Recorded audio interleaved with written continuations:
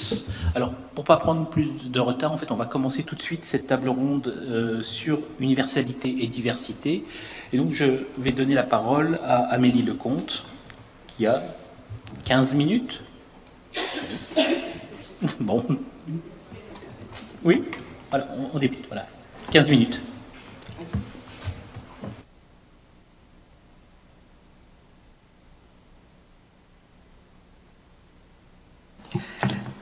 Bonjour. Bonjour à tous. Alors, pour des raisons évidentes de temps, j'ai réduit un petit peu les choses, donc j'ai remanié un petit peu ce que je voulais dire. Et j'ai réorienté un petit peu mon propos autour d'un sujet qui m'est cher et qui est très lié aussi à ma participation au projet de l'Observatoire du plurilinguisme africain.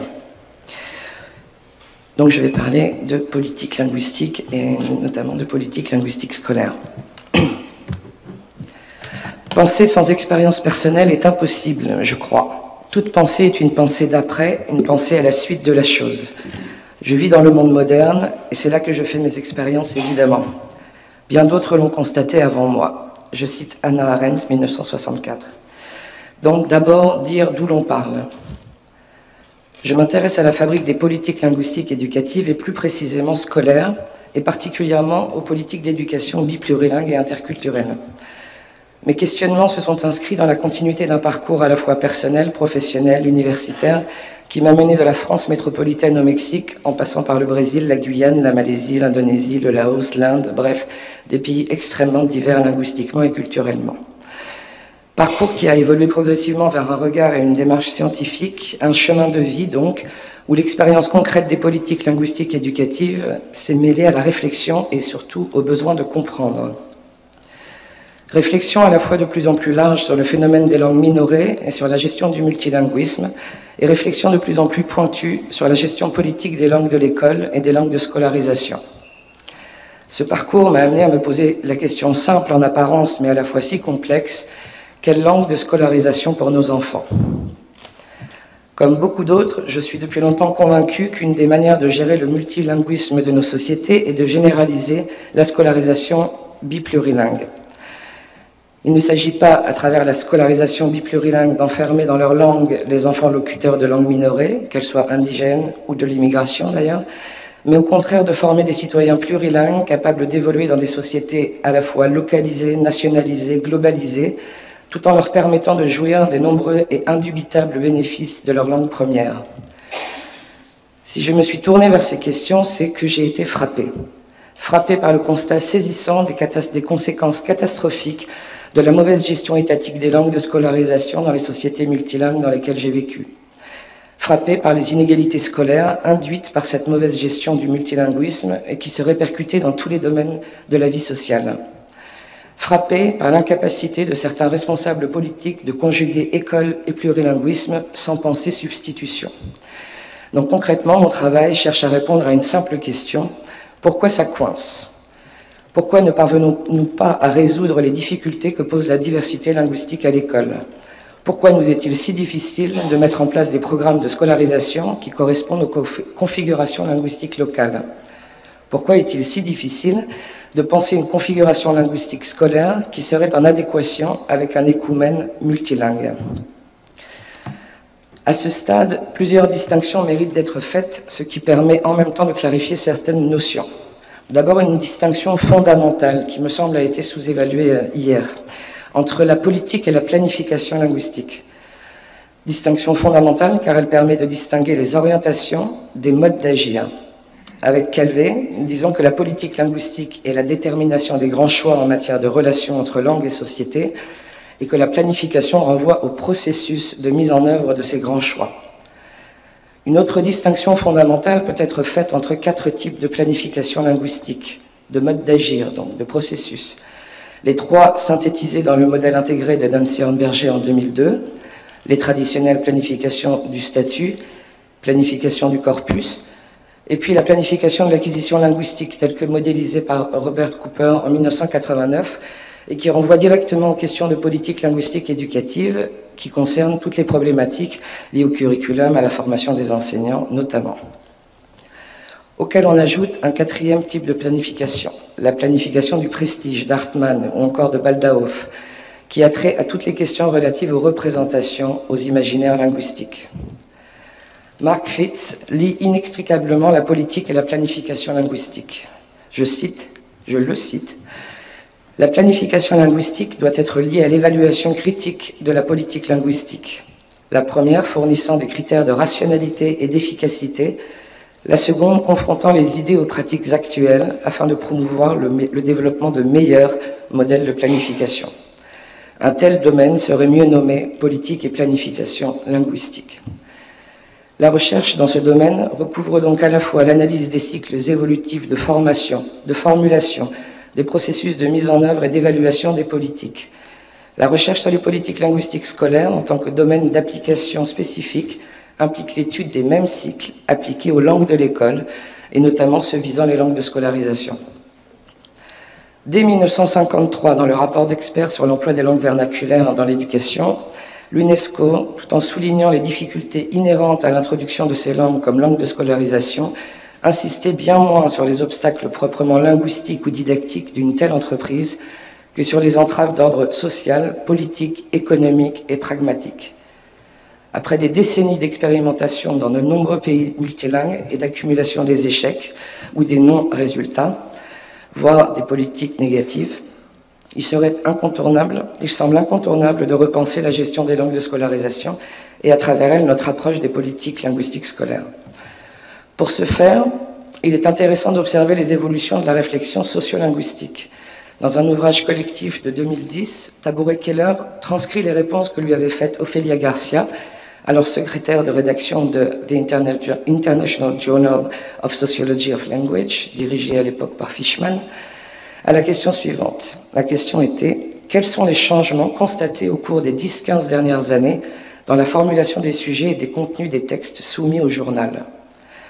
Ophélia Garcia lui donne une réponse en 8 points qui concernent directement la politique linguistique.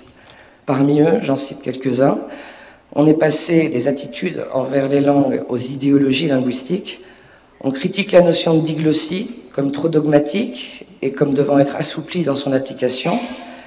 On est passé de la diversité linguistique comme problème à la diversité linguistique comme un droit, comme une ressource.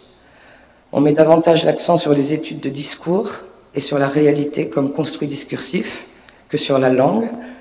On conteste la planification linguistique comme une activité impulsée d'en haut pour la remplacer par les locuteurs et les acteurs. On parle davantage de liberté d'action laissée aux locuteurs et moins de contrôle gouvernemental ou étatique. Sur ce dernier point, je rebondis avec une question. De manière générale, les locuteurs ont-ils partout le pouvoir d'imposer leur langue dans la vie sociale? Autrement dit, ont-ils la possibilité, la liberté de l'intégrer dans la vie de la collectivité? Ce qui nous semble juste est de promouvoir toutes les langues bien vivantes, celles dont les communautés entières de locuteurs se servent dans leur vie quotidienne et dont elles réclament l'usage dans leurs affaires locales, dont l'éducation. Avec Calvé, nous gardons à l'esprit que les langues sont faites pour servir les hommes et non pas l'inverse. Cela signifie tout simplement qu'une langue n'a pas à être protégée par principe, mais qu'elle doit l'être chaque fois que ses locuteurs en ont besoin. Réflexion sur le besoin, donc. Nous nous basons sur les besoins essentiels, dont la satisfaction constitue l'objectif des politiques de développement. Selon Éric Berne, les besoins essentiels sont éducation, santé, alimentation. L'éducation est donc un droit et un besoin essentiel. On sait désormais que la scolarisation biplurilingue est une manière de contribuer à la qualité de l'éducation dans les environnements multilingues, fondamentalement instables. De fait, la scolarisation biplurilingue dans ces environnements peut être considérée comme la réponse ou comme une réponse à un besoin qui contribue au développement. Un développement ne prend sens que s'il est orienté vers la recherche du bien-être social ou, comme diraient les tout-couleurs, l'être bien ensemble. Joseph Kizerbo a développé le concept de développement endogène dans le contexte de la Haute-Volta pour marquer le lien entre le développement et la prise en charge par les populations de leur destin. Je le cite, « Aucun peuple ne s'est développé uniquement à partir de l'extérieur. Si on se développe, c'est en tirant de soi-même les éléments de son propre développement. En réalité, tout le monde s'est développé de façon endogène. Le développement est un phénomène total qu'il faut embrasser dans sa totalité. Et dans cette totalité, les facteurs culture et éducation sont primordiaux, et les facteurs les plus intimes du développement sont presque indéfinissables et impalpables. Cette définition du développement de Kizerbo, qui insiste encore sur l'éducation, nous mène à la notion d'agentivité, qui est au cœur d'une approche résolument critique de la politique linguistique. Selon Risanto, elle est la variable clé qui sépare les approches précédentes, positivistes et technicistes, des nouvelles, critiques et postmodernes. L'agentivité permet d'appréhender le rôle des individus et des collectivités dans l'évolution des usages linguistiques, des attitudes et dernièrement des politiques. En 2000, Thomas Risanto a développé son écologie du paradigme des langues pour faire le point sur les grandes tendances de la recherche en politique linguistique. Il s'appuie sur d'autres travaux, notamment ceux de Philipson, Tollefson, Pennycook, Kanagaraja, qui étudient les relations entre les politiques linguistiques et les idéologies de pouvoir. Selon Nancy Hornberger, Risanto a identifié 3 éléments essentiels de la recherche en politique linguistique contemporaine: l'idéologie et l'écologie, mais aussi l'agentivité. Selon Williams, ce triptyque a une influence majeure dans le champ de la recherche en politique linguistique actuelle et permettrait de renouveler son cadre théorique. En prenant en compte l'agentivité, ou donc la capacité d'action des acteurs, il s'agit de tenter de comprendre leur rôle, leur poids dans la fabrique des politiques, mais aussi les relations qu'ils entretiennent. Faut-il encore rappeler avec Calvé que toute planification présuppose une politique, la politique d'un pouvoir. Ce qui nous mène à la politologie et à la philosophie politique, ce qui implique de penser les conditions de réalisation de l'action collective, soit dans les termes d'Hannah Arendt, de penser les conditions de réalisation de l'action politique. Selon Albert Bastardas Boada, la fragmentation artificielle de la pensée de la politique linguistique n'est pas le reflet de la réalité où tout est lié, impermanent et interdépendant. Cette sensation de savoir éclaté souligne les carences théoriques en matière de politique linguistique qui permettrait, à travers une approche inter- ou transdisciplinaire, de réconcilier les différentes disciplines et de disposer d'une vision globale. Mais la dimension politologique n'est pas sans poser de problème à une discipline qui s'est développée dans le champ de la sociolinguistique. Comme le signale Éloi déjà en 1997, en posant que la politique linguistique est une question politologique, nous, les sociolinguistes, nous sommes amenés à nous aventurer bien au-delà de nos compétences habituelles. Ceci n'est pas sans nous rappeler cette phrase de Troubetskoy. Je prends un petit peu de temps, mais je veux la dire, cette phrase. Ceci n'est pas sans nous rappeler cette phrase de Troubetskoy qui, en 1928, alors qu'il édifiait sa théorie de la phonologie, répondit à Jacobson en l'invitant à signer la proposition pour le congrès de La Haye. Je cite Troubetskoy. « Je voudrais seulement ajouter que, vu la nouveauté du problème, il serait désirable de présenter vos arguments de la façon la plus claire et la plus simple, sans craindre de les détailler quelque peu. Mettez-vous à la place d'une personne n'ayant jamais entendu traiter ces questions. N'oubliez pas que les linguistes, dans leur moyenne, sont des routiniers qui, en outre, sont peu habitués à la matière abstraite. Les sociolinguistes travaillant sur les politiques linguistiques scolaires sont quelque part les linguistes de Troubetskoy. Ils se retrouvent dans un au-delà des compétences qui sont généralement les leurs. Selon Éloi, pourtant, les questions essentielles se posent en termes de politique linguistique avec toutes les composantes du champ politique. Le domaine de la politique linguistique n'est qu'un chapitre de la science politique. C'est la raison pour laquelle les effets de la fragmentation disciplinaire se font lourdement sentir dans le domaine. Ils en appellent inévitablement à une inter- ou une transdisciplinarité. La prise en compte de la dimension politologique permet d'appréhender la politique linguistique comme des pratiques et des processus non seulement sociaux, mais sociopolitiques. Il n'y a pas si longtemps, Thomas Risanto soulignait l'aporie de la recherche dans notre domaine. Ce qui n'a pas été beaucoup traité est la pratique de la planification linguistique, c'est-à-dire le développement, l'implémentation et l'évaluation de politiques linguistiques spécifiques. Il est certain que c'est un aspect sous-étudié de la recherche en politique linguistique. Une raison pour expliquer le manque d'attention porté au mécanisme de la planification linguistique est le fait que la plupart des sociolinguistes et des spécialistes en linguistique appliquée ont peu, voire pas de formation en sciences politiques. Philippe Blanchet rejoint Risanto lorsqu'il écrit « On trouve bien davantage d'évaluations de situations ou de dynamiques sociolinguistiques que d'évaluations explicites d'interventions glottopolitiques. Paradoxalement, la recherche est de plus en plus marquée par cette conscience que les phénomènes d'intervention sur les langues échappent à la rationalisation et qu'il faut prendre en compte la multiplicité des acteurs et leurs relations pour tenter de les comprendre. Philippe Blanchet nous rappelle que l'expression glottopolitique de Louis Guespin permet de prendre en compte des facteurs clés que la seule analyse des politiques aménagement linguistique, macro-sociolinguistique n'intègre pas, ou pas suffisamment, c'est-à-dire les pratiques et les représentations interventionnistes des acteurs sociaux ordinaires. Je prends encore 2 minutes, mais je diminue un peu. Harold Schiffman insiste sur l'importance de concilier dans notre compréhension de la politique linguistique l'action de l'État et celle de la société dans ses manifestations les plus inconscientes ou localisées. Pour comprendre les difficultés de mise en œuvre des politiques de scolarisation biplurilingue, il s'agit alors de considérer la politique linguistique scolaire du point de vue de ceux qui la font, une approche multisituée qui a pour objectif de souligner le rôle des acteurs, agissant parfois à des niveaux très différents, et le type de relations que ces différents niveaux entretiennent. Considérer la fabrique d'une politique linguistique scolaire comme un espace de négociation et d'activité au carrefour des recommandations globales, des choix étatiques et de revendications des populations locales.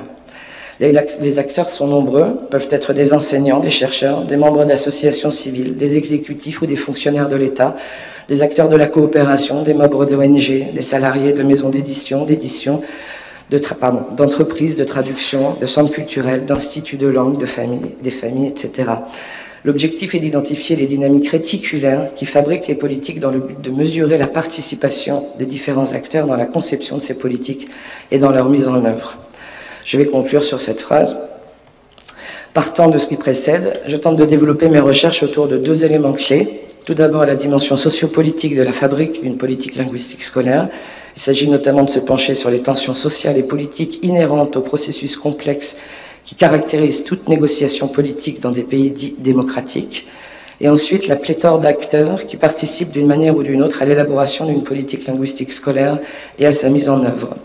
Donc tout cela mériterait bien sûr d'être développé, mais je terminerai en ces mots. Si les langues produits de la pratique sociale sont au service des hommes et non pas l'inverse, les politiques linguistiques scolaires produits de la pratique sociopolitique le sont tout autant. Je vous remercie.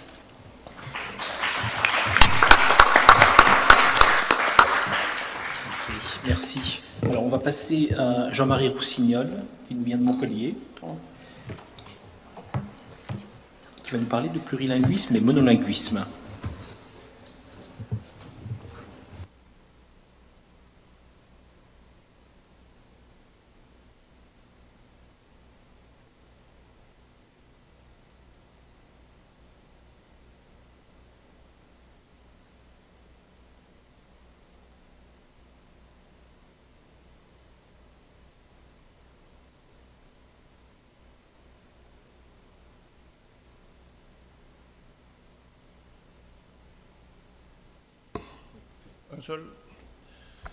Excusez-moi.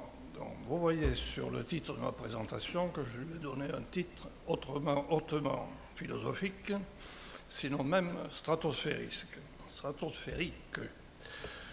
Plurilinguisme, monolinguisme, une illustration du combat permanent de l'un et du multiple. Un sous-titre plus prosaïque, ou comment sauver le pluralisme culturel d'un universalisme biaisé. J'ai voulu montrer par là que si l'on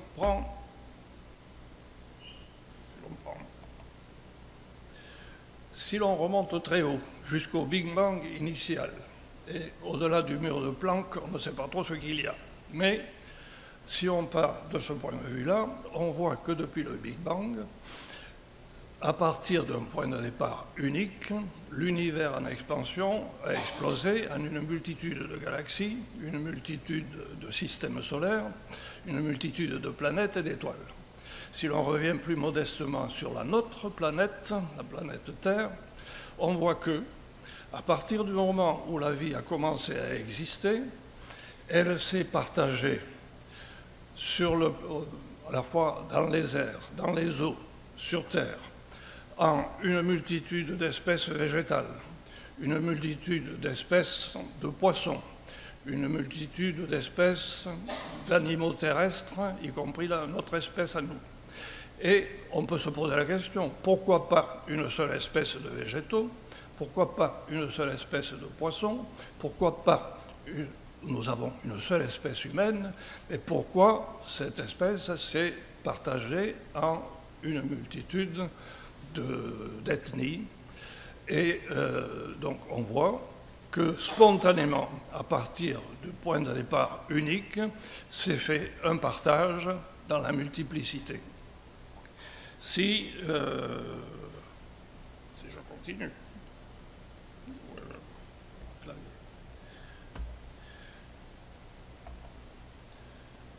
Depuis le pari perdu de la tour de Babel, on voit que la tentative d'imposer une langue unique a avorté. Et donc, à travers l'histoire, on peut voir comment s'est développée une diversité de façon spontanée. L'unité prétend à l'universalité, si on vient sur l'aspect linguistique, l'unité d'une langue et l'universalité prétendue d'une langue en particulier, il y en a eu plusieurs dans la compétition, vise en principe à faciliter la communication. Mais dans les langues, malgré tout, on voit qu'une diversification s'est établie un peu partout. Si l'on prend les principales branches de langues, par exemple, pour l'Europe, nous avons les langues latines, dérivées du latin qui ont évolué en plusieurs langues, le castillan et toutes les variantes que l'on a vues en Espagne et que le professeur Herrera nous a bien développées hier. Si l'on prend les langues scandinaves, on voit qu'elles se sont également diversifiées. Si l'on prend les langues slaves, on voit qu'elles-mêmes se sont diversifiées. Donc, malgré une prétention à l'unité, spontanément s'est établie une diversité. Et cette diversité, qui correspond à une pluralité, défend une certaine richesse culturelle. Toutes les langues qui se sont développées à partir d'un point de départ unique ont évolué par enrichissement à travers l'histoire, à travers le temps, pour arriver aux langues que nous avons actuellement. Vous entendez à mon accent ?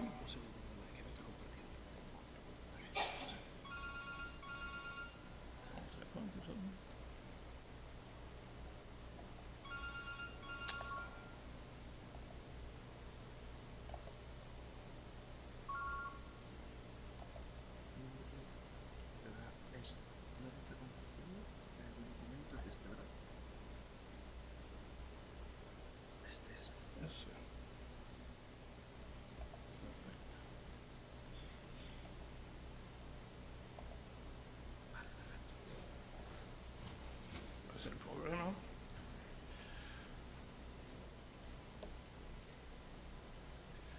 Donc, ce que je vais vous proposer ici, c'est une revue factuelle, succincte, sur ce combat qui se fait entre la volonté de domination de certaines langues dans des espaces particuliers et la résistance spontanée de variantes dans ces langues pour arriver à ce pluralisme. Donc, mon exposé reposera sur 3 points. Le monolinguisme et la résistance contre ce monolinguisme par la fragmentation spontanée des langues. Deuxième point, le pluralisme pour sauver le monde d'une uniformité culturelle polarisante. Et troisième point, comment essayer de trouver une solution à ce conflit. Si je prends le premier point, différenciation spontanée induite par l'histoire, le temps, etc. Donc hier, nous avons vu le cas de l'Espagne où le castillan imposé par les rois catholiques après la Reconquista, je simplifie un peu, se trouve maintenant confronté à la résistance et même la revendication qui peut aller très loin d'autres langues régionales jusqu'à éventuellement une demande d'indépendance. J'ai traversé, en arrivant ici, une petite ville du sud de l'Espagne où j'ai même vu un graffiti sur un mur qui disait « Andalucía, independencia ». Je ne pensais pas que les Andalous allaient jusque-là, même si, quand ils parlent, ils avalent la moitié de leurs mots. Si je prends pour la France, vous entendez à mon accent que je ne suis pas un Français du Nord. Pierre Frappe nous a expliqué hier comment, en une cinquantaine d'années, l'Alsacien avait disparu d'Alsace. Ma langue originaire, c'est l'occitan, la langue d'oc, qui survit péniblement, mais qui ne tient pas vraiment la route. Les gens qui parlent, j'ai appris l'occitan quand j'étais enfant spontanément, je le parle très mal. Il y a des résistances, il y a des mouvements occitanistes, mais qui ont une façon de prononcer la langue qui est un peu artificielle, qui montre que c'est un peu forcé. Il y a quand même en France diverses résistances. Les Corses, les Basques, la branche que nous en avons, les Catalans, la branche que nous en avons, les Bretons, plus ou moins. Mais malgré ce, le français domine et a été imposé principalement par la Troisième République française. Dans les écoles, on tapait sur les doigts des élèves qui spontanément parlaient leur langue locale pour leur imposer de parler en français.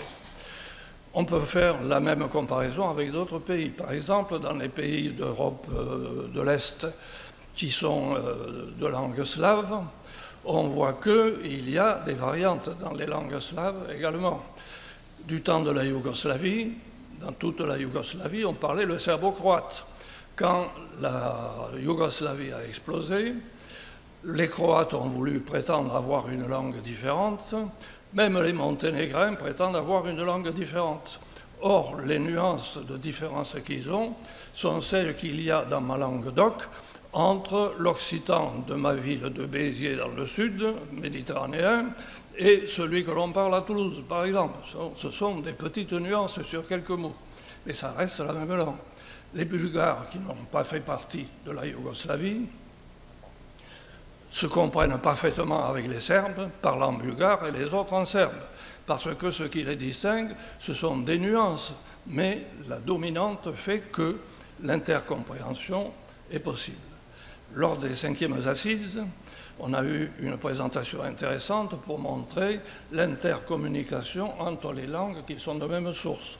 Entre les langues latines, on peut se comprendre, même s'il y a des mots qui peuvent être traîtres.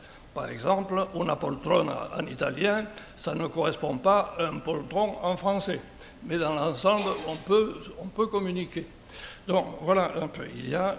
Et puis si on regarde plus loin, pour les langues européennes qui se sont transportées de l'autre côté du fleuve Atlantique, que ce soit l'anglais, que ce soit le français, que ce soit l'espagnol castillan, on voit que, et hier le professeur Herrera nous a fait remarquer, que l'espagnol castillan est une langue internationale. Il y a 22 pays qui parlent l'espagnol.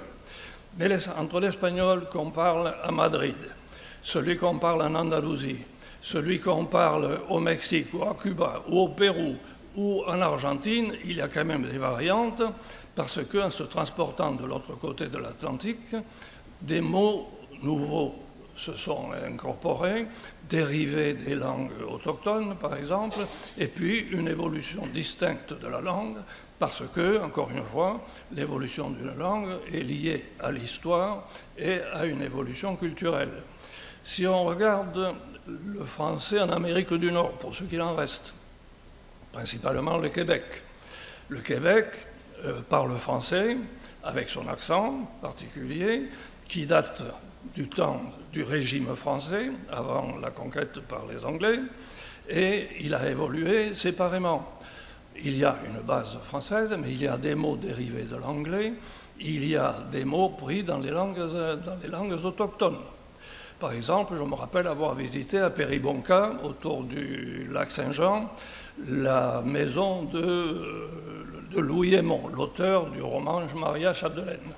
Et il y avait des appareils, cette maison est devenue un musée. Il y avait quelques appareils là-dessus et une machine, je ne savais pas ce que c'était. Une jeune fille servait de guide. Je lui demande, qu'est-ce que c'est que cet engin? Elle m'a dit, ça c'est une machine à canner. Une machine à canner, ça voulait dire quoi ça? C'était dérivé de l'anglais, can, ça veut dire une boîte de conserve, donc c'était une machine à sertir les boîtes de conserve. C'était pas évident. Donc voilà. Et pour l'anglo-américain, il est évident que l'anglo-américain des États-Unis ne correspond pas vraiment à l'accent d'Oxford ni à celui de Cambridge. Et que là aussi, il y a des mots qui ont pris un sens différent. Le mot corne, par exemple, ne dit pas la même chose aux États-Unis que ce qu'il dit sur le continent européen. Donc on voit comment les langues, même des langues qui avaient une prétention à l'universalité dans un espace donné, ont varié spontanément par l'usage, par l'histoire particulière, par le fait qu'elles vivent, qu'elles se sont développées dans un contexte spécifique. Il y a une différenciation par le volontarisme politique aussi. Donc, par exemple, j'ai cité le cas de la Yougoslavie. Il y a eu cette différenciation qui s'est faite volontairement parce que les Croates voulaient parler croate et non pas serbo-croate. Et puis il y a une différenciation par les niveaux sociaux. Quand nous parlons une langue, que ce soit le français, le castillan, une autre, il y a une différence dans la manière de le parler entre les gens qui appartiennent au niveau supérieur de la société et le peuple. Et plus ça va, plus on voit que dans le contexte actuel, le langage évolue et que le langage du peuple est un langage plus pauvre que celui des élites. Et puis on assiste maintenant dans le comment sauver par le plurilinguisme cette diversité du monde et la protéger de l'uniformisation culturelle qu'on cherche à nous imposer par un monolinguisme qui en Europe est celui du tout anglais. On voit que c'est surtout, je pense aussi, la mondialisation induite par l'économie libérale et notamment la politique des GAFAM qui dominent le monde, toutes ces grosses sociétés qui sont d'origine américaine, mais dont certaines ont des budgets qui sont plus importants que des budgets nationaux. Et c'est les nouvelles technologies de l'information, de la communication, ce que nous appelons en français l'informatique. Tout cela induit un langage particulier qui est un langage à vocation commerciale, à vocation d'impérialisme commercial. C'est pour ça que je parle d'un universalisme biaisé. Il y a une vocation à l'universalisme, mais qui est biaisée parce qu'il tire vers le commercial, vers l'économique et non pas vers la culture. Donc il y a un appauvrissement culturel, de même que si, quand nous voyageons, nous faisons du tourisme, on voit de plus en plus apparaître, même dans l'architecture moderne, de belles choses, mais qu'on retrouve semblables d'un horizon du monde à l'autre. Donc c'est pareil pour les langues, si nous voulons sauver la diversité qui fait la richesse culturelle de notre monde ou de notre continent, quel qu'il soit, que ce soit l'Afrique, que ce soit l'Europe, que ce soit l'Amérique, il est important de maintenir la diversité des langues. Et donc, quelle est la solution que nous proposons? Nous avons une solution, je dis nous, je parle de notre association ICO, Institut de coopération avec l'Europe orientale, qui est basée à Montpellier, dans le sud de la France donc. Et je vais donc vous redonner une ritournelle que je chante depuis les 4e assises du plurilinguisme. Nous avons une solution qui est celle d'un trilinguisme souple. L'Union européenne est supposée reconnaître toutes les langues des pays membres de l'Union comme langues officielles, mais les services de la Commission sont supposés travailler en 3 langues dites de travail, qui sont alphabétiquement l'anglais, l'allemand et le français. On voit que de plus en plus, l'allemand disparaît, le français se ratatine comme une peau de chagrin, et on continue à nous imposer insidieusement l'anglais, alors même que le Royaume-Uni, après le Brexit, ne fait plus partie de l'Union européenne. On nous impose donc cette langue, ce qui veut dire que, et Christian Tremblay, dans le dernier édito qu'il a fait pour la lettre de l'OEP, nous a très lumineusement présenté la différence entre multilinguisme et plurilinguisme. Il nous a fait remarquer que l'Union européenne est très réticente à utiliser le terme de plurilinguisme. Elle préfère parler du multilinguisme, parce qu'à travers ce terme, on cherche à nous imposer un fédéralisme rampant. On ne demande jamais au peuple d'Europe quel est leur point de vue là-dessus. Et ce monolinguisme du tout anglais fera que petit à petit, il se passera ce qui s'est passé dans d'autres pays où une langue devenue nationale s'est imposée aux autres. Petit à petit, les diverses langues d'Europe deviendraient des patois, comme ma langue, l'occitan, est devenue un patois en France. Et comme l'italien officiel s'est imposé aux Vénitiens, à d'autres langues, etc. Donc nous avons une solution, nous, qui partant de ce trilinguisme et des langues de travail, propose un trilinguisme souple, qui veut dire que lorsque quelqu'un a à intervenir dans le contexte européen, qu'il le fait soit à l'oral, soit à l'écrit, pour proposer l'amendement à un texte réglementaire, etc., qu'il le fasse d'abord dans sa langue maternelle, parce que c'est dans celle-ci qu'il maîtrise le mieux toutes les nuances de sa pensée. Même si on se prétend bon anglophone, on n'est jamais aussi bon anglophone que ce qu'on peut être bon germanophone, bon hispanophone, bon francophone, bon italiophone. Donc, d'abord dans sa langue, qui permet le mieux l'expression de sa pensée et qui servirait de langue de référence en cas de contentieux d'interprétation. Et qu'ensuite, pour faciliter la diffusion, qu'il fasse traduire son document dans deux autres langues, soit deux des trois langues dites de travail, soit au moins l'une de celles-ci, plus une autre qui, selon le contexte de l'intervention, paraîtrait plus pertinente.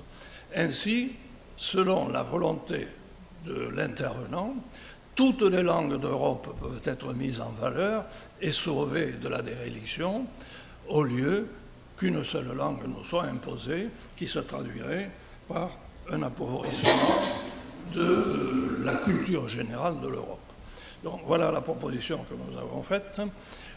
Plusieurs personnes dans cette salle ont bien déjà voulu soutenir cette proposition. Si vous ne la trouvez pas trop idiote, nous serions heureux d'accueillir aussi la signature de ceux qui le voudront. Vous avez là l'adresse sur laquelle, sur le site de notre association ICO, on peut trouver tout le détail de la présentation de cette formule, y compris avec des illustrations pratiques pour montrer comment cela peut fonctionner dans des contextes particuliers, conférences, réunions internationales, etc. Je vous remercie de votre attention. Merci. Alors, pour éviter tout contentieux, on va passer tout de suite à Camille Mercier-Sanders. Il n'y a pas de présentation? Non, ok, d'accord, donc on va passer comme ça. Bonjour, alors je suis Camille Mercier-Sanders, je suis interprète de conférences, je suis membre de l'AIC, l'Association internationale des interprètes de conférences, et c'est à ce titre que j'interviens aujourd'hui sur ce thème des assises. Donc le thème, c'est celui du plurilinguisme entre universalité et diversité, et c'est un thème qui m'a interpellée personnellement parce que je suis arrivée à l'interprétation au travers de mes études de philosophie, ou plus particulièrement au travers d'un texte de Habermas, que je n'ai pas réussi à retrouver, mais qui parlait de la traduction, et notamment de la traduction de la Bible, et plus spécifiquement des traductions de la Bible, le fait qu'il y ait eu des variations de traduction dans le temps. Et le propos était de montrer que ces traductions, si elles sont variées, je ne suis pas assez près du micro ? Que si ces traductions sont variées, elles ne sont jamais que des variations sur un même thème et pas des divergences irréconciliables, et ce qui donc montrait qu'au-delà des mots qui pouvaient varier, au-delà de ces traductions qui pouvaient varier, il y avait quand même un fond commun. Alors à l'époque, j'étais étudiante en philosophie, et la question de la vérité est un des sujets qui préoccupe beaucoup les philosophes. En tant qu'étudiante, ce qui me préoccupait aussi, c'était notre capacité en tant qu'être subjectif et limité à se saisir d'une vérité. Et donc cet exemple a été pour moi quelque chose de très rassurant, de se dire que malgré les diversités de traduction, il y avait néanmoins quelque chose qui semblait fonctionner, et que ce qui fonctionnait, c'était cette communication.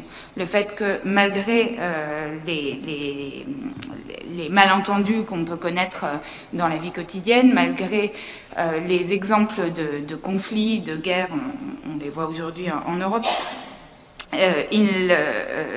qui semble démontrer que le langage ne fonctionne pas, qu'il y a une impuissance du dialogue. En attendant, la traduction, que ce soit dans sa forme écrite ou orale, montre bien qu'il y a une possibilité de communication.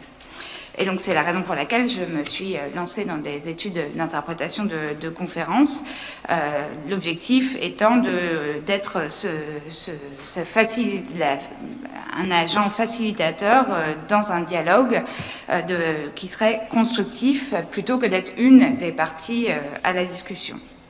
Alors l'idée, c'était qu'en étant cet intermédiaire, donc en étant interprète, on est à la fois effacé, mais à la fois présent et attentif aux différentes perspectives qui sont exprimées, sans devoir prendre position. Et donc, on a le loisir d'explorer d'autres vies que la sienne, pour paraphraser un auteur français, Emmanuel Carrère, et de mieux comprendre le monde autour de nous.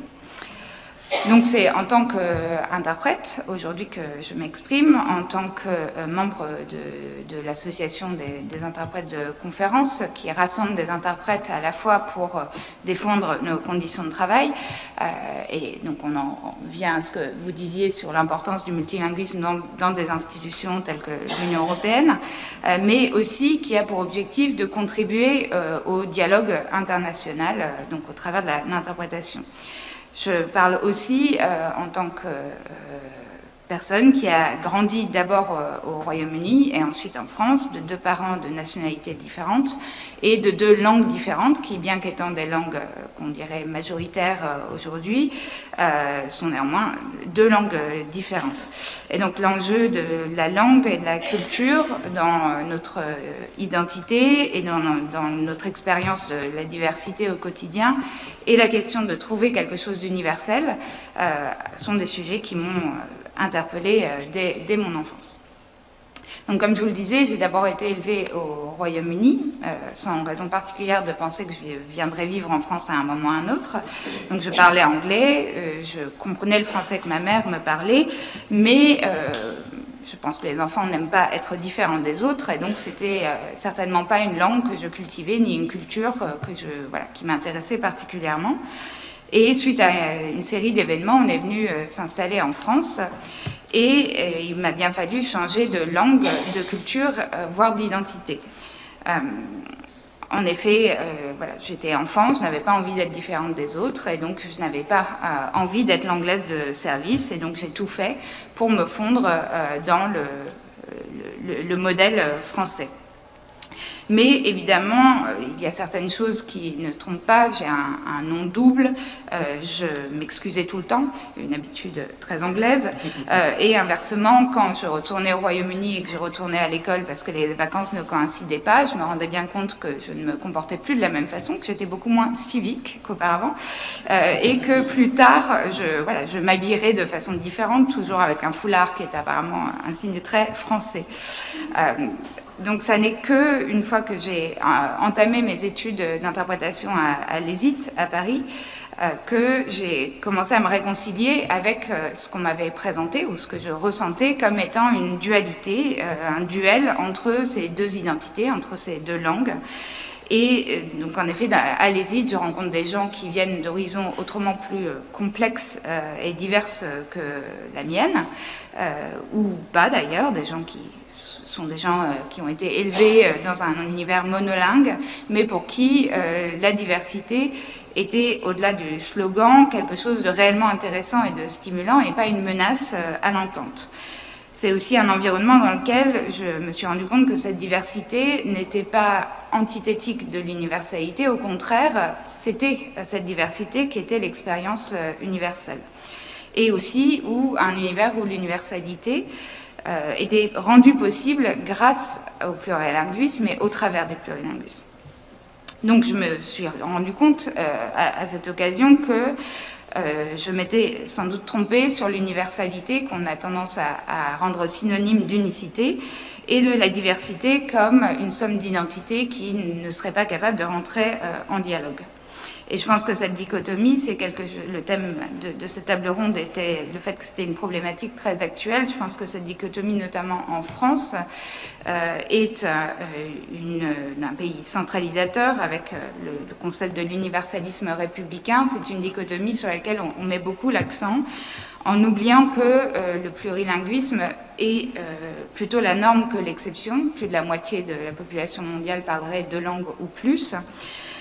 que la multiplicité des identités est bien ce qu'on a tous en commun, et que le vrai danger est celui d'un récit unique, pour reprendre l'expression de l'écrivaine nigériane Chimamanda Ngozi Adichie, qui parle du fait que ce récit unique nous réduit à une seule dimension de nous-mêmes.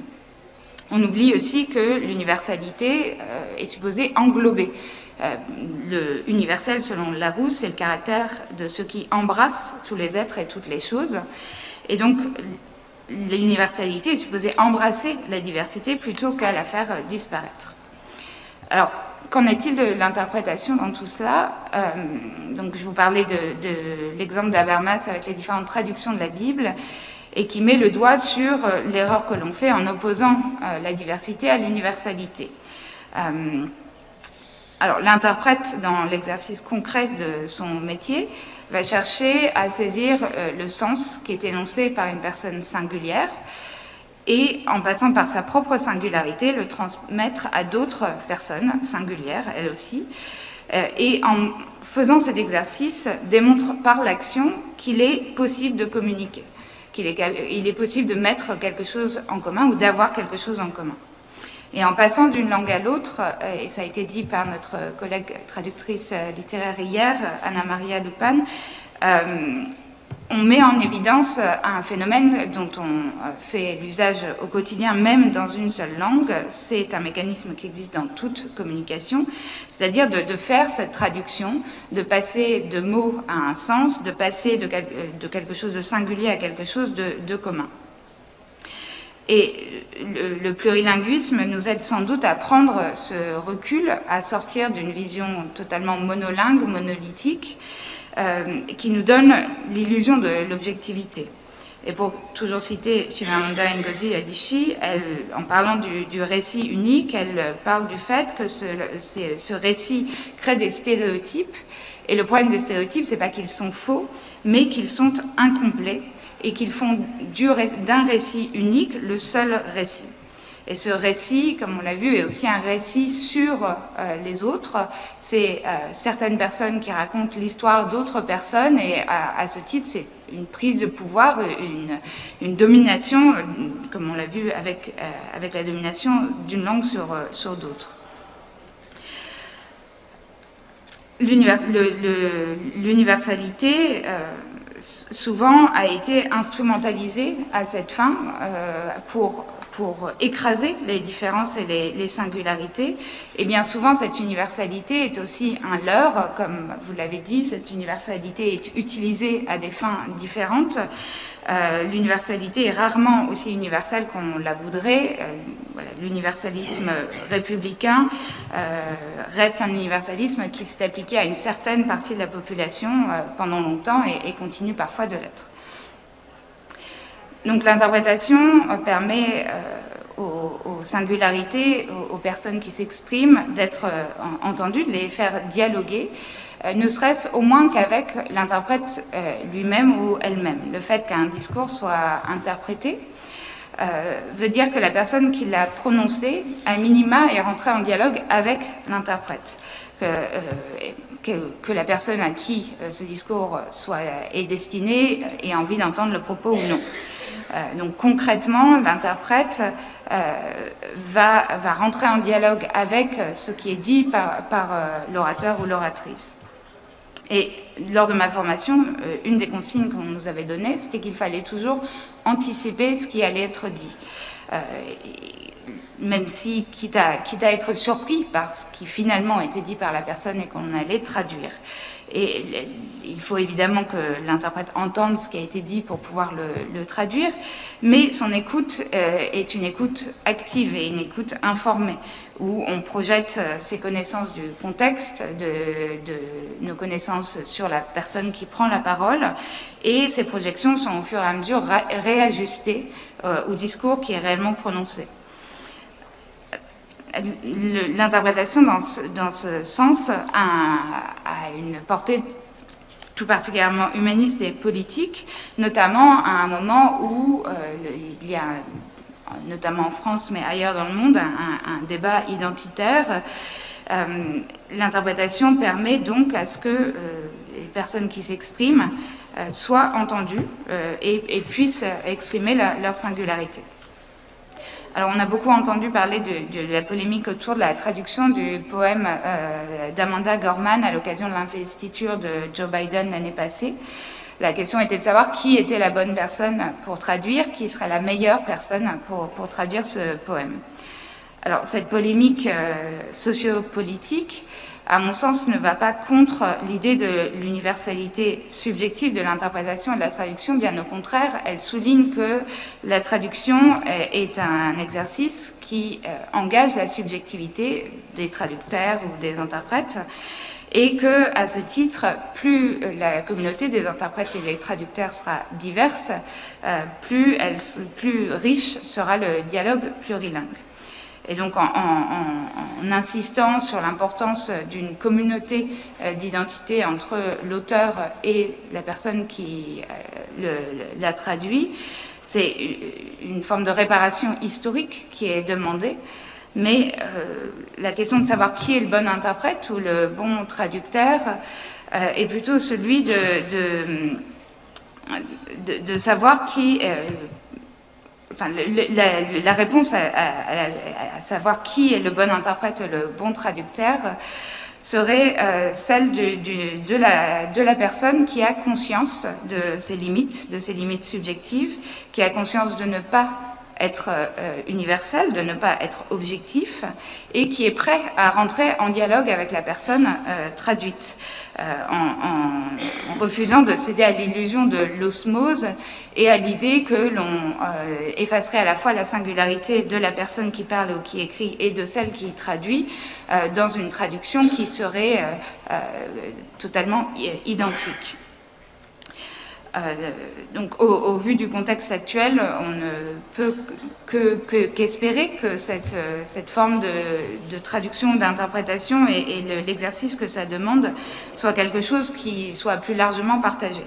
Et je voulais terminer justement sur le fait qu'aujourd'hui, on est dans une ère très technologique où l'on cherche, notamment dans le domaine de la traduction et de l'interprétation, à trouver des solutions de traduction ou d'interprétation automatique. Alors, je n'ai absolument pas les connaissances techniques pour parler de la fiabilité de ces systèmes ou de leur efficacité, mais ce qui m'interpelle le plus, c'est que ce type de technologie aurait pour conséquence de vider de son sens le plurilinguisme.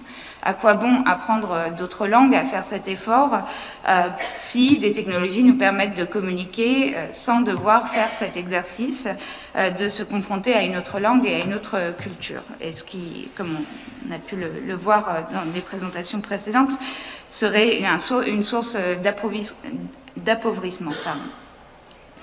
Le plurilinguisme, en effet, nous permet de voir à quel point les mots ne sont jamais suffisants, ou en tout cas que les mots qui sont dans une seule langue ne suffisent pas, que parfois il y a des mots dans d'autres langues qui permettent de dire des choses qu'on ne peut pas dire dans la nôtre, et que ces langues s'enrichissent et augmentent notre vision du monde plutôt que ne rentrent en confrontation. Ces technologies rendraient donc caduque l'exercice de la traduction et de l'interprétation, et ce qui viderait de son sens, en effet, l'acte qui est politiquement signifiant de la traduction et de l'interprétation, qui permet à chacun de s'exprimer dans sa singularité, mais néanmoins d'être compris des autres. Pour conclure, je voulais revenir au titre des assises, le plurilinguisme entre diversité et universalité, pour dire que le plurilinguisme, clairement, est le trait d'union entre ces deux concepts, entre la diversité et l'universalisme. Et à ce titre, je pense que les traducteurs et les interprètes ont un rôle clé à jouer. Merci. Merci. Alors, on va passer à Marina Krilichine de Paris 3. Il y a une présentation cette fois-ci.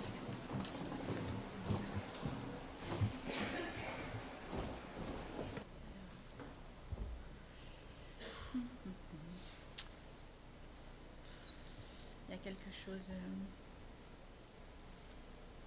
Ça se met directement ou... Ah, alors je quitte ici. Et je vais où? Je ne sais pas. Par ici, probablement. Oui. Et peut-être par ici, je sais là, je suis là, mais ouais. Mais le plein écran. Oh. Et sinon, ça se fait avec l'histoire des flèches, c'est ça? Je passerai avec la souris, c'est pas grave. C'est là, pour le plein écran. Yes. Et alors, quand je descends, c'est ici. Super, merci beaucoup.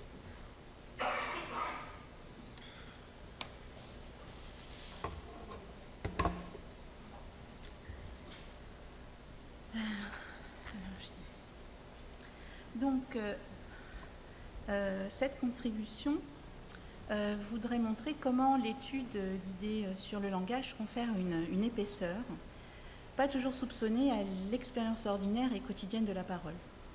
Alors, ce propos cible des auteurs du XVIIe et du XVIIIe siècle, qui ont émis des hypothèses donc, sur le fonctionnement du langage et sur celui de la nomination en particulier.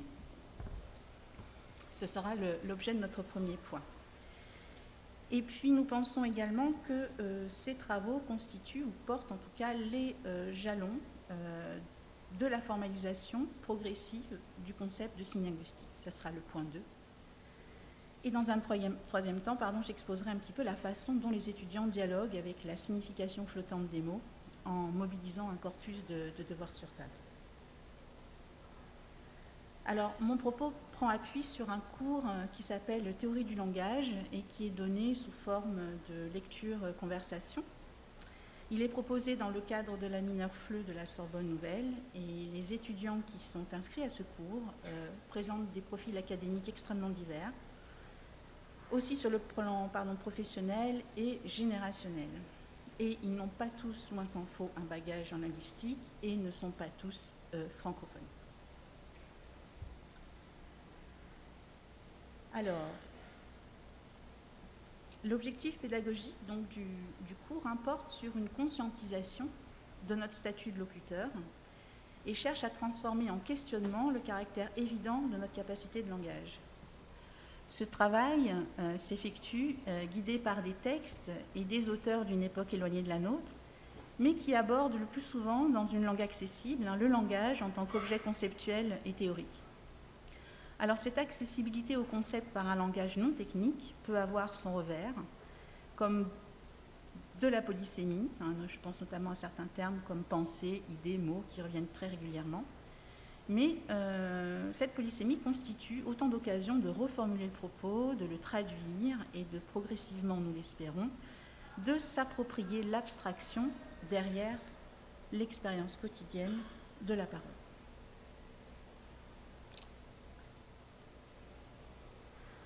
Alors, considérer le langage avec la conscience de soi constituerait déjà une entrée vers la question de la construction identitaire des individus en général, mais aussi vers celle du lien susceptible d'exister entre la langue et l'identité en particulier. Alors, on n'analysera pas dans cette contribution les traces éventuelles d'une prise de conscience identitaire, mais plutôt celle d'une compréhension du cours autour du lien existant entre les mots et la pensée, et qui constitue une entrée possible pour éclairer le couple, donc singularité que j'ai mis au pluriel, peut-être un écho à la diversité, et l'universalité.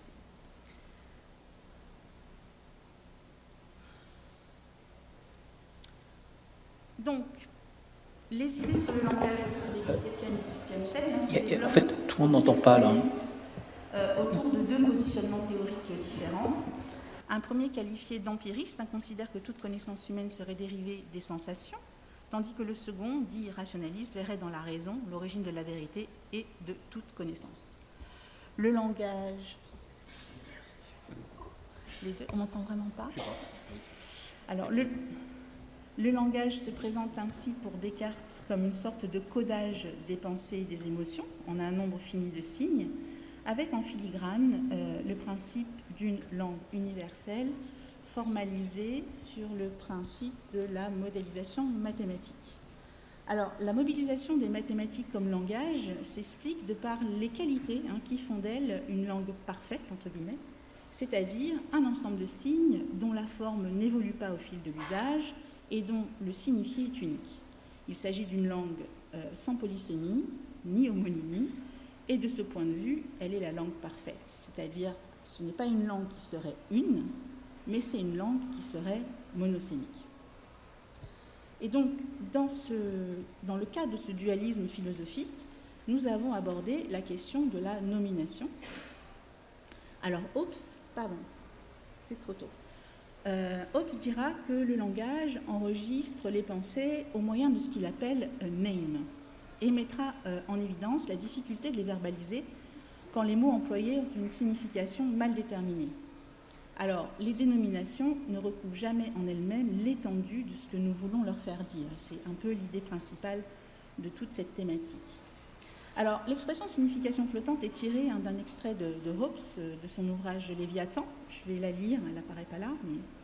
Les dénominations, name, des choses qui nous affectent, c'est-à-dire qui nous plaisent et nous déplaisent, sont dans les entretiens ordinaires des hommes d'une signification flottante, parce que la même chose n'affecte pas de même tous les hommes, ni le même homme en des moments différents. Alors, nous pensons que ces théories retracent certains jalons d'une formalisation du concept de signe linguistique. Et le triangle sémiotique que nous connaissons tous, qui est présenté lors des cours, qui se présente là sous la forme de signifiant, signifié, référent, finalement ne dit rien des modes de relation qui existent entre chacun de ces pôles, ne dit rien de leur organisation, et c'est précisément de ce point-là que les auteurs que je mentionne en cours traitent. Alors, une première conception aristotélicienne a considéré les sons émis par les voix comme les symboles des états de l'âme. Tout ça, ce sont des formulations d'origine, si j'ose dire. Et les états de l'âme sont pour l'essentiel des représentations. Ils mettent donc en jeu un rapport avec le réel externe, et nous avons donc une triade sémiotique, son, état de l'âme et forme des choses. Alors, l'expression forme des choses est aussi à mettre en lien avec la théorie de la perception qui consiste à former dans son esprit une forme similaire à celle des choses. Si je résume la figure 1, nous avons un contact avec l'environnement qui suscite dans notre esprit une forme qui lui correspond et qui est transmise par la voix. Avec la révolution cartésienne, on a pu dire que le cercle n'était pas l'idée du cercle et on a pu distinguer le concept de la perception qu'on en avait. On est passé donc à la représentation de la figure 2, c'est-à-dire son, idée et chose, et au passage, donc on perd, on va dire, la dimension un peu phénoménologique du signe, qui reviendra au XVIIIe, ça je ne vais pas en parler, avec notamment les travaux de Maupertuis. Alors, le statut du terme intermédiaire est vraiment fondamental pour répondre à la question du signe et pour connecter la théorie de la référence à celle de la signification. Et les différentes formalisations du fonctionnement de la nomination est aussi susceptible d'expliciter des phénomènes comme ce qu'on a appelé le relativisme linguistique chez Sapir et Wirth, et pouvoir expliquer aussi pourquoi le relativisme linguistique ne peut pas s'envisager dans la conception du signe, par exemple chez Saussure. Alors, comment les étudiants se sont-ils emparés de ces questions ? Il semble que la signification flottante relève d'une expérience partagée, à la fois par des locuteurs natifs, locuteurs d'une même langue, et par des locuteurs plurilingues. Alors, le flou sémantique lié à la signification de certains mots, s'il peut s'apparenter à des phénomènes de polysémie, de synonymie, d'homonymie, nous paraît intrinsèque à tout système linguistique, et en cela recouvre une dimension universelle, c'est-à-dire commune à toutes les langues. Cette expérience universelle du langage est aussi singulière, et cette singularité s'observe au travers d'indices de subjectivation, ce fameux « je », qui manifeste la capacité de celui qui parle ou qui écrit de se constituer en sujet. Alors, Benveniste considéra cette capacité comme une sorte d'universel linguistique, dans le sens où le phénomène concerne l'ensemble des langues, indépendamment de leurs différences formelles. Alors, pour illustrer ce point, un premier exemple, on y observe un positionnement énonciatif qui change, c'est-à-dire qu'on glisse d'une description métalinguistique, ce qui rend le lieu et le temps deux critères importants dans la compréhension d'un mot, donc c'est un petit peu ce positionnement-là qui était dans toute la copie, et puis d'un coup, on a une description, ou plutôt l'expression d'une subjectivation, ce qui rend dans ce cas la façon dont moi je reçois l'information ou le mot différente de celle dont ma mère la reçoit, Par exemple, surtout avec le changement de génération, l'évolution de la société, il y a certains mots qui sont pour moi compréhensibles dans certains contextes de plaisanterie que ma mère prend pour un manque de respect. On a un phénomène similaire, je donne un deuxième exemple. On a au départ aussi un positionnement métalinguistique avec un effacement énonciatif, des termes en mention qui font clairement référence au texte qui devait travailler. Je parle de mots primitifs et de savoir dit naturel. Et puis, nous passons à la première personne. Comment pourrais-je savoir que ces mots ont gardé le même sens au fil du temps? Je m'interroge, je ne peux pas être certaine que le sens qu'il y entend correspond à celui que j'y entends aujourd'hui. Alors peut-être que le premier jeu de pourrais-je, peut-être qu'il manifeste une sorte de positionnement un peu spéculatif, c'est possible, mais il me semble quand même que les deux dernières occurrences manifestent clairement un ancrage dans un vécu. Alors, autre marque de subjectivation, il y a aussi des marques de reformulation. Alors, Laufer-Lorient distingue les reformulations, on va dire, que l'on produit lors de la transmission d'un texte un petit peu expert vers un public qui serait non expert. Et donc, elle va dire que le procédé de reformulation d'un discours autre peut être aussi considéré comme une traduction monolingue. Et donc, c'est à cette référence que je mentionne. Alors, la reformulation en question, c'est celle de organes linguistiques. Donc, l'expression est singulière. Et donc, d'après toujours Laufer-Lorient, elle dit qu'il y a un rapport de traduction entre le langage de spécialiste et le langage destiné à des profanes ou des apprenants. Elle pointe le risque du caractère approximatif de la reformulation proposée au regard de la complexité des notions à transmettre. Et cet exemple, comme l'ensemble, en général, l'ensemble des interactions du cours, actualise sans cesse cette préoccupation, tant au niveau des étudiants qu'au niveau de l'enseignant. Alors, reformulation maintenant entre les langues, qui peut considérer porter sur le lexique. Je reviendrai sur la formulation entre les langues. Je me précipite, mais alors... Ah, pardon, je ne sais pas si je me perds là. Oui, c'est ça. Alors, quand j'apprends le français, j'ai rencontré beaucoup de difficultés sur la polysémie. Le mot fourchette peut être l'outil sur la table, mais aussi peut être utilisé dans les maths ou l'économie pour dire la différence. Alors, le mot fourchette est un mot intéressant, parce que s'il est pris dans son sens abstrait, c'est-à-dire au sens de différence, c'est un bon exemple de mot dont la signification peut paraître floue, aussi pour un locuteur natif, et il présente un cas de synonyme.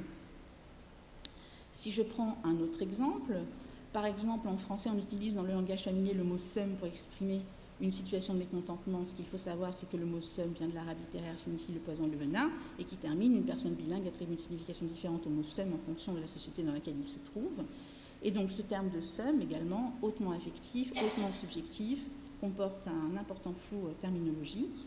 Et là, par contre, on est dans le cas d'une homonymie, mais qui serait perçue, décrite entre deux langues.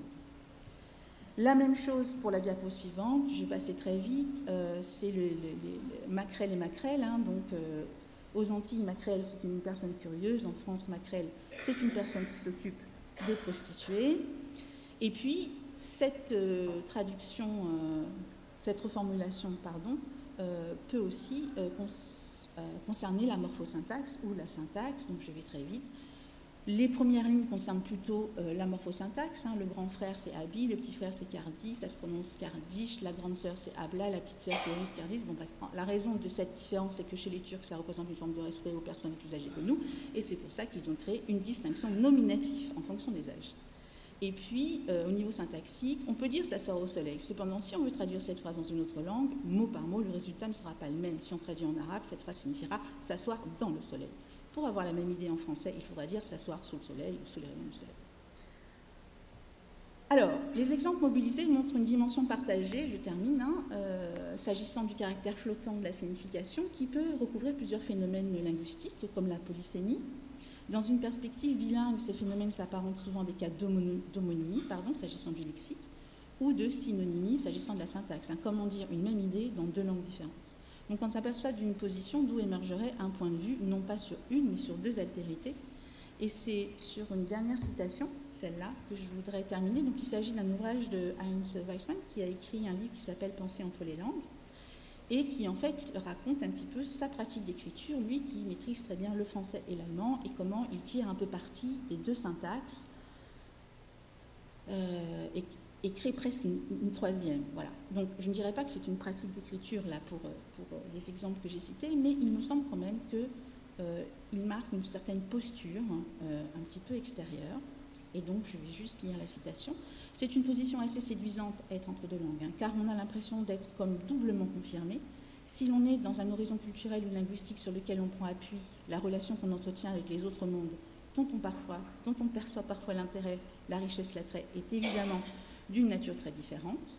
C'est simplement une altérité qui est confrontée à quelque chose qui est le soi ou le même. Tandis qu'à partir du moment où on s'installe entre, on a affaire à deux altérités, puisque l'origine devient autre elle aussi. On porte un tout autre regard, ce qui est finalement perçu comme une identité qui va de soi. Et la deuxième, ça concernait davantage la syntaxe. Schleiermacher, qui est le véritable fondateur de l'herméneutique moderne, donne à penser que les cultures, comme les langues, sont des grammaires. Dans chaque grammaire se trouve une perfection spécifique, mais la posture non identitaire, c'est-à-dire le fait de se situer entre deux grammaires exclusives l'une de l'autre, permet de mobiliser chacune de ces grammaires dans une relation critique à l'égard de l'autre. Voilà, je vous remercie.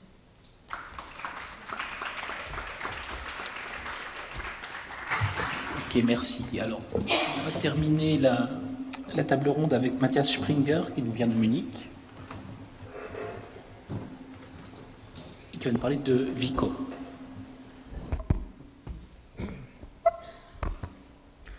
So, how to change the slides, please?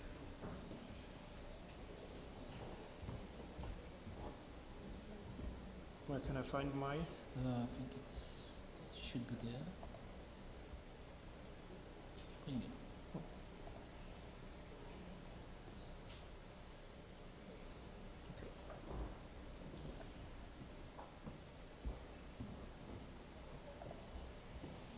Okay. I can slide down. Okay, first of all, thank you for the invitation and to being here.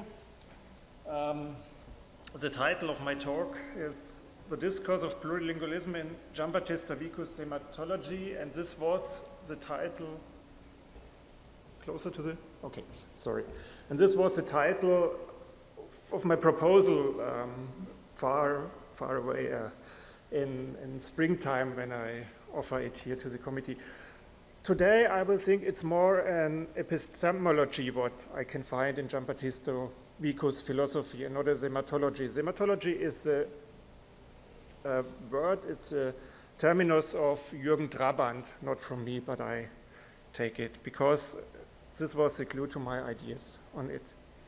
Okay, so of whom we are talking, this is Giambattista Vico. The section in which my contribution is located is universality, diversity, an issue more relevant than ever. Originally, my contribution was classified in the section universality, diversity, an issue for centuries, and I'm thankful that I could change because I had time troubles to be here yesterday in the afternoon. As I engage with Vico's word and thoughts and recognize in him a universalist for whom multilingualism is a feature of this universality, it is obvious to me to embed him in the historical discourse, but about the dialectic of universality and diversity. However, I think it also fits very well into the section with a contemporary perspective, which is even more in line with my concern to show his modernism in his philosophy. Giambattista Vico's principle of a new science on the common nature of peoples are based on ideas that are still valid today and are characterized by timeless modernity.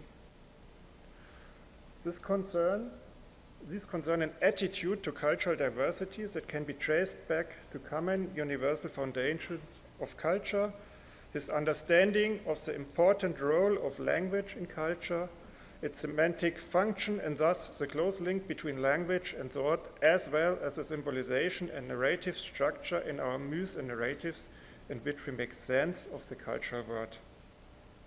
Since today, as in the past, all this is not done in one language, but each society, each people, each nation, each culture in its own language, multilingualism acquires a special value with WICO, which is constitutive for access to the common nature of people.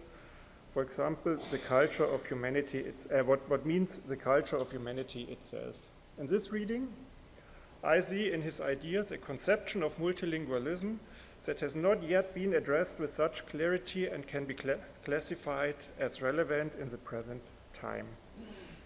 So multilingualism on this basis of the semantic function of language and the identity of thought and language, of thinking and language, is the key to dissolving the dichotomy of universality and diversity, since multilingualism points to the common and universally shared foundations and principles by which people and societies organize their lives and existence. So this is my thesis, that in Giambattista Vico's New Science, an understanding of multilingualism is found that integrates the pluricentric view of the world expressed in the diversity of languages into an epistemology that can be seen as universal. Now, some remarks to this. First, I find in his New Science that diversity and universality as a modification of the general in the particular. The diversity is due to the different habitats and approaches to life of the individual people. The multilingual world points to this is a citation, mental language common to all nations, for all bodies of knowledge feasible in human social life. This means for me is a concept of a compound multilingualism for the social communication of the epistemes on the basis of family resemblances and language games. I don't know the exact translation. It's from Wittgenstein. In German we say Sprachspiel and Familienähnlichkeit. I don't know how it is in French. I had no time to translate it into French and Spain, in the Spain correct terminology. I need to look for the Wittgenstein translation in these languages. So I'm sorry about this. So I have said already, I think, enough about diversity and universality. For WICO, it's important that there is a common language under all languages. The differentiation is on the surface, and we can this refers to a common language. This is a theoretical language, but in the first edition of his New Science, he had a lexicon about this common language, and it's very fantastic to look at it. Okay, the second point, language and thought are bound together in the semantic function of language, which is evident in a historical anthropological perspective on the development of language and is not an arbitrary process. This means a concept of a prototype semantics for storing and identifying the epistemes on the basis of conventions. Some words to this. WICO offers a model of the three languages, and these three languages provide a plausible explanation for me for the symbiosis of the mental grasp of the words in storable and communicable science, precisely in epistemes. The first language WICO calls a divine language, a language of gods, a mute language of gestures, signs, and physical objects that have a direct link or a natural relation to the ideas they wish to express. WICO calls it hieroglyphic or religious. It's a kind of embodiment and imagination of the things which are around us. The second language, he calls an heroic language. It has a character of similitudes, simulation, comparison, images, a kind of metaphorization and imagination. It is a symbolic and a literary language as well. The third language is the common language which is common to us. It is epistolary and vulgar. Like an ordinary language, it serves our common use of life. WICO calls it the human language using words agree upon by the people. This model is nothing less than a modern theory of epistemology. Now it's too wide to show how I can bring it to a modern theory of epistemology. There's a German professor of semantics called Dietrich Busse. I'm not sure if you know him. He wrote a handbook for semantics, language semantics, and he has very good papers of a linguistic epistemology, which brings together language, culture, and cognition. And this idea, his ideas I can find again by Vico. The relation from the significant to the signifier, the sign, and the designation and the designated objects becomes more or less through this development of the three stages of language. So it seems arbitrary to us, but this is also a fallacy than the observation that the sun revolves around the earth. So we think language is arbitrary, but it isn't arbitrary. Language has a principle to the objects. And when we look in the history, we can find it. The third point, the verbalization of the word is a creative and imaginative, a poetic act of metaphorization that shows itself in narrative structures with a central place of muse. This means a concept of metaphor theory to describe the formation of the epistemes on the basis of symbolic transmissions and symbolic forms. Symbolic forms is linked to Ernst Cassirer and his philosophy of the symbolic forms, and also maybe to the metaphor theory of metaphors from Lakoff and Johnson. What does this mean? The idea of the poetic characters was developed as a critical answer of the logocentrism of the Cartesian philosophy and the ignorance of the creative act of language building in this philosophy. This is what Vico writes. It is also the discovery of a wild, primal, primitive poeticity of wild peoples in the first, as Jürgen Trabant mentioned. It is a consequence of Vico's identity of logos and word, parola. The thinking constructs concepts of the objects which reflects about. So when we think, we construct the concepts, the words, the Begriffe in Germany, in our language. This is a strong, very, very strong relationship. Etymologically, he shows that logos is in the concept, in the word of fable and muse. So when we go to the history of the development of these words, of these concepts, we find the word logos in it.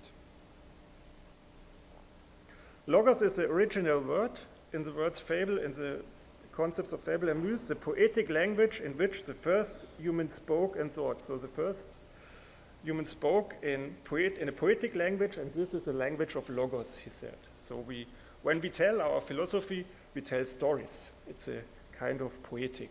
So you have a philosopher, I'm not sure whether I'm right, but this idea, I think it's great. This reminds me also, the intellectual capacity creates the science. This is an act of intellectualization. We are very intellectual and creative people.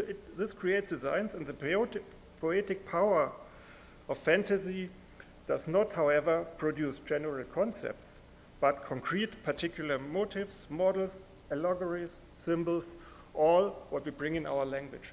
Think about when we try to find new words for things we find, like the embodiment of the computer. A few years ago, there was no computer. In German, it's Rechner. It's a personalization we do in it. Also, we give the machine artificial intelligence. It's something from the human. We give them a soul. Yes, we give them our feeling.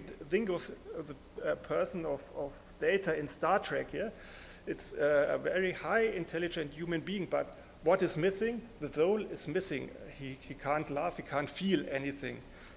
So this is very interesting. So I think the first act, when we look at the world, it's an act of literarization, poetic act of narrative. We narrate to us the world. And even I saw in some slides from you the Big Bang, it's also a muse, I think. It's a muse of the physical world.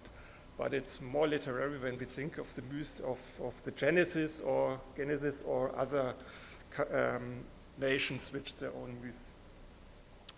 This also reminds me of Claude Lévi-Strauss and his works in Totemism, Cosmology, Wildes Denken in German. I had no time to look at the French original titles and the structures of his myths. So 2 more slides at the end, and then I'm finished. My implications on multilingualism. Multilingualism is a transversal that passes through the diversity of all cultural phenomena and traces the respective cultural epistemes stored in the language back to common universal principles. Multilingualism thus serves cultural understanding across linguistic and cultural boundaries which have only a relative and not a normative character.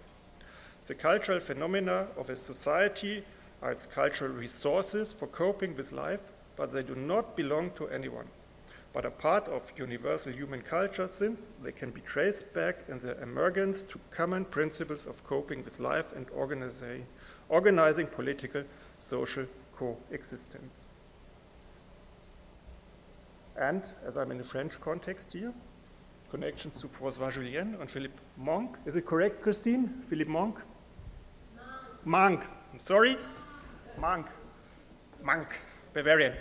Okay, multilingualism is a transversal, François Jullien's call for multilingual dialogue, for cultural understanding, for a shortening of cultural distances through appropriation in the sense of a compound multilingualism, for the opening up of new cultural resources and the recognition of the common foundations of the respective cultures in a universal human culture results from my thesis, as well as Philippe Monk claimed that a European identity requires an act of fabulism.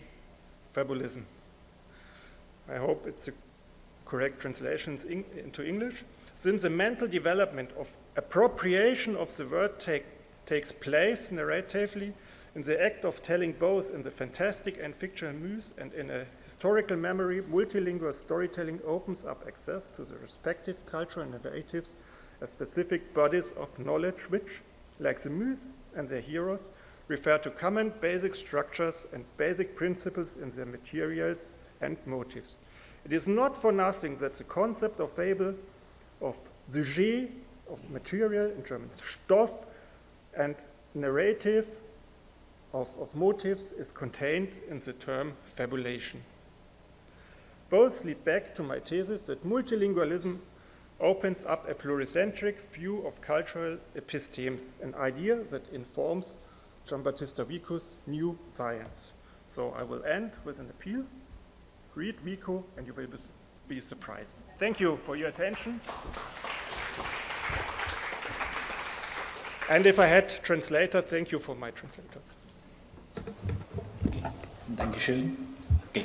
Alors, on n'a pas beaucoup de temps pour les questions. Donc, les questions, s'il vous plaît, courtes.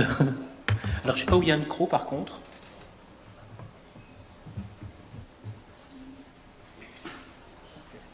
I tried to manage it in my time. It was okay. It was okay. We started at 33. Okay.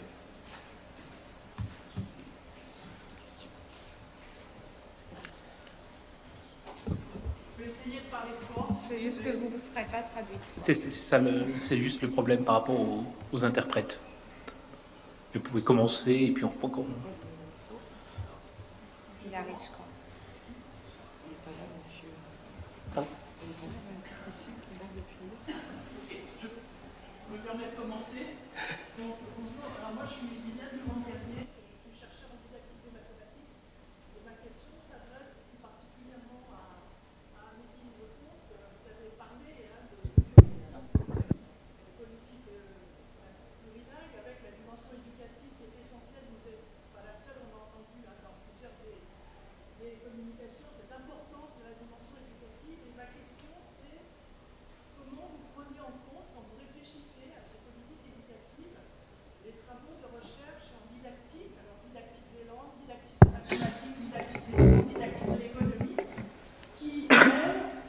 sont particulièrement concernés dans les contextes plurilingues par cette question d'un plurilinguisme qui s'invite de fait dans la classe. C'est le cas pour les mathématiques. On met les élèves sur une résolution de problèmes, on les fait travailler en groupe, on les enregistre, on les écoute, on analyse et on voit l'interférence entre la langue d'éducation, la langue de scolarisation et puis les langues vernaculaires parlées par les élèves. Et donc on réfléchit à comment est-ce qu'on peut concrètement s'appuyer sur ce plurilinguisme de fait pour favoriser les apprentissages, pour transformer ce qui pourrait sembler être un obstacle en une opportunité et s'appuyer sur cette richesse. Donc il me semble que, à ma connaissance, ces résultats de travaux sont peu pris en compte dans la réflexion politique sur le plurilinguisme en éducation. Et c'est bien pour ça que je me suis permise de rappeler justement quelques notions et notamment les 4 dimensions de la planification. Parce que pour préciser, moi j'ai d'autres casquettes, je suis directrice du département de FLE de Aix-Marseille.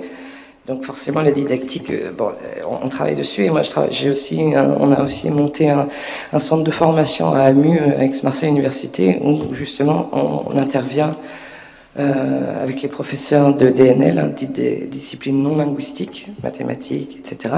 Et aussi en primaire. Donc ces questions-là sont fondamentales. De notre point de vue, quand je dis notre, c'est du point de vue de la politique et de la planification linguistique scolaire. Pourquoi c'est important justement de reprendre ces 4 dimensions, corpus, statut et planification de l'acquisition linguistique et la question du prestige. Mais en fait, ça permet de penser les dimensions qui sont interdépendantes dans la mise en œuvre, dans la réflexion, mais aussi dans la mise en œuvre après des politiques linguistiques.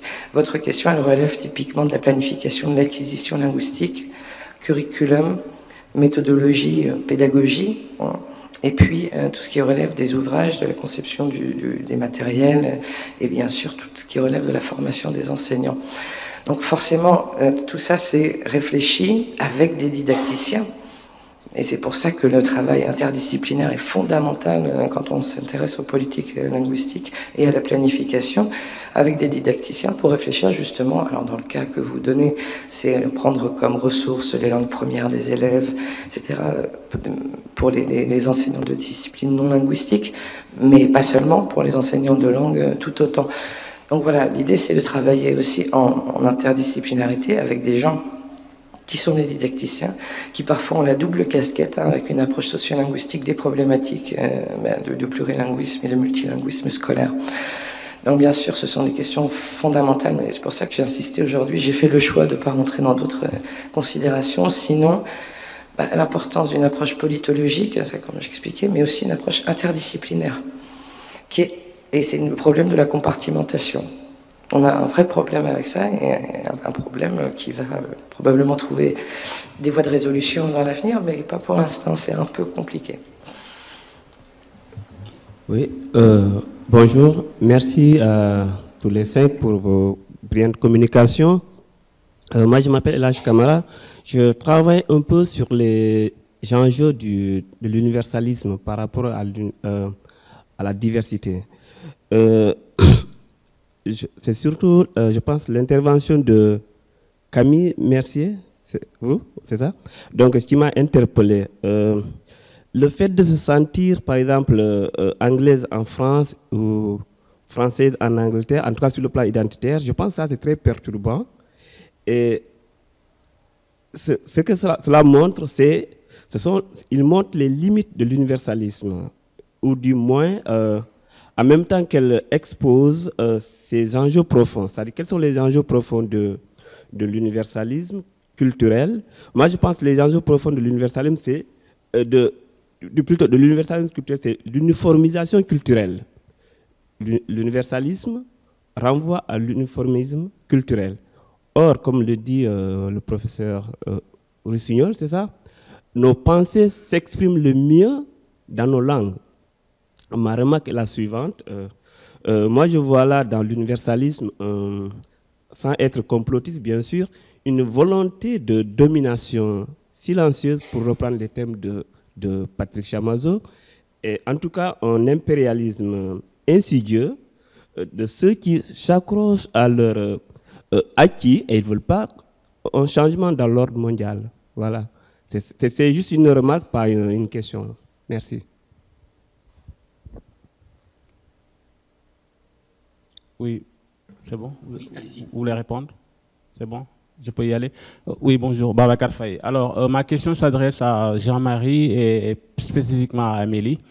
Vous avez posé une question qui m'intéresse beaucoup, c'est pourquoi ça coince. Et j'ai envie de vous retourner la question, en fait, j'ai envie de vous pousser là-dedans, pourquoi ça coince.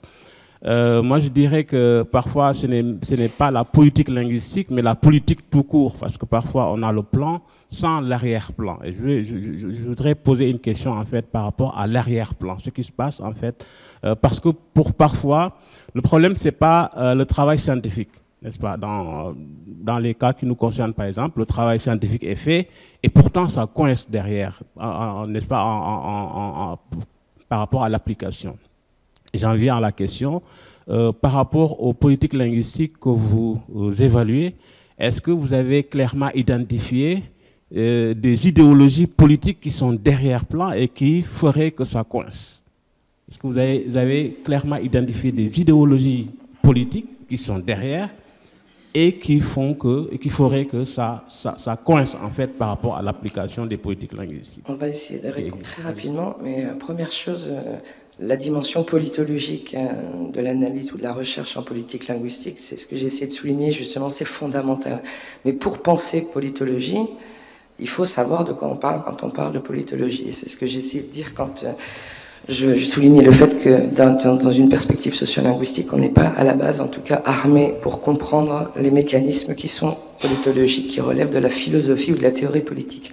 Et ici, c'est tout à fait intéressant. Je rebondis sur la deuxième question. C'est que tu dis que les chercheurs font leur boulot, mais moi, je pense pas, en fait. Parce que je pense que c'est pas possible de faire... C'est mon expérience personnelle. Hein. Moi, j'ai bossé pendant 15 ans dans le réseau de coopération à l'étranger. Et c'est pour ça que j'ai fait de la recherche après. Quand j'ai voulu faire de la recherche, il n'y avait pas d'outils. Il n'y avait pas, en fait, on n'avait pas de méthodologie, de cadrage théorique solide dans le domaine qui m'intéressait, qui était de comprendre la politique plurilingue et interculturelle du Mexique, donc la politique qui s'intéresse à l'éducation indigène spécifiquement. Pourquoi ça coince? Tu as raison, c'est les acteurs, c'est tout un tas de phénomènes qui sont d'une complexité, bien sûr, qu'on on va pas élucider ici, mais une des premières résolutions, en tout cas du problème que je m'étais posé et qui est au niveau méthodologique, c'est comment on approche une politique linguistique. Comment on approche, en fait, quels sont les outils méthodologiques pour analyser une politique linguistique et donc essayer de comprendre où ça coince. Et moi, je suis passé par l'approche ethnographique, l'analyse de discours, avec la circonscription des acteurs qui étaient impliqués dans la mise en œuvre d'une politique sur un territoire délimité, puisque ça se passe que localement, c'est très difficile de penser de manière très, très générale. Et on voit bien que, par exemple, au Mexique, il y a des endroits où la politique linguistique, de scolarisation biplurilingue et interculturelle va fonctionner beaucoup mieux que dans d'autres endroits. Et là, je pense par exemple au Chiapas, où il y a effectivement des initiatives qui ont beaucoup mieux fonctionné que le terrain que moi j'ai étudié, qui était à l'est du Mexique, qui était chez les Purépecha. Et voilà, donc comment on explique ça? Il y a plein de raisons. Moi, je me suis penché, j'ai essayé de les synthétiser, notamment avec les 8 conditions de réalisation de l'action collective inspirées de Hannah Arendt, qui elle-même s'est inspirée de nombreux philosophes depuis les philosophes antiques, et notamment la question de la participation et de la liberté. C'est pour ça que j'ai insisté sur les 2 dimensions qui sont la participation des locuteurs, des langues concernées, et puis la question de l'agentivité, donc la possibilité d'agir. Et quand on travaille en ethnographie et qu'on interviewe les gens, l'idée c'est justement quelles sont vos représentations de vos propres possibilités d'agir. C'est pas vraiment quelles sont vos possibilités d'agir, et quelles sont vos représentations de vos propres possibilités d'agir. Et je terminerai sur le fait qu'effectivement, on travaille énormément sur tout ce qui relève des représentations, des idéologies et des imaginaires. On va terminer avec M. Coulardeau. Il est 11h, donc dernière intervention. Voilà, vous avez posé la question politique et géopolitique. Je suis un juriste de formation et de droit public, et je m'intéresse aussi à la géopolitique. Donc, effectivement, il y a un certain impérialisme dans le monde entre plusieurs volontés linguistiques. Vous avez été confronté à l'impérialisme français, au colonialisme français. Mais vous voyez, j'ai évoqué, moi, l'impérialisme des GAFAM. Hein, et donc l'impérialisme du libéralisme économique, de l'hyperlibéralisme économique qui nous impose une mondialisation, et nous sommes face à un conflit actuellement entre un mono-impérialisme qui est celui des langues anglo-saxonnes et principalement des États-Unis, qui est confronté à la volonté d'un monde multipolaire où l'on voit émerger la puissance chinoise, où l'on voit la concurrence, et notamment, vous le voyez dans les pays du Sahel, avec la Russie, qui se venge de ce que nous sommes en train de lui faire en Europe, par exemple. Donc, et moi j'ai évoqué, pour ce qui était de l'Europe, cette proposition d'un trilinguisme souple qui privilégie la langue du locuteur, ensuite traduit dans 2 autres langues pour faciliter la diffusion. J'ai donné un exemple qui s'applique à l'Europe. Pour vous, en Afrique, vous avez parlé hier de la question des langues, principalement au Sénégal. Donc, comment plusieurs langues sont dominantes, il y en a 1 ou 2 qui émergent, etc. Donc, comment va se régler le conflit éventuel entre les langues au Sénégal qui ont prétention à être majoritaires et celles qui le sont moins?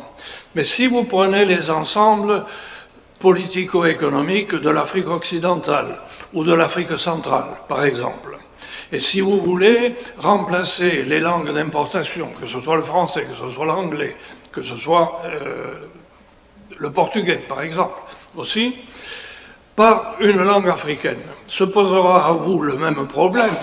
Quelle sera, par exemple, pour l'Afrique occidentale, la langue africaine qui sera choisie comme langue de communication sans tuer les autres langues, c'est-à-dire sans avaler sous un certain angle simplement de communication ce qui sera le plurilinguisme culturel que vous avez dans votre diversité des langues.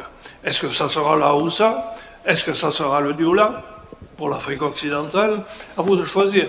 Mais vous vous trouverez confronté à ce même problème de savoir quelle langue choisir sans tuer les autres et sans ravaler les autres à un rôle mineur. Voilà un peu. Donc, à vous de voir si l'exemple que j'ai présenté pour l'Europe peut être interprété dans votre contexte particulier pour trouver une solution médiane qui permette l'intercommunication en échappant aux langues importées, sans tuer la diversité linguistique et culturelle, l'important étant le culturel. Bien, merci. Est-ce que j'ai répondu à votre interrogation? Bien, merci. Donc, on va arrêter là cette table ronde. Merci à tous les intervenants et au public.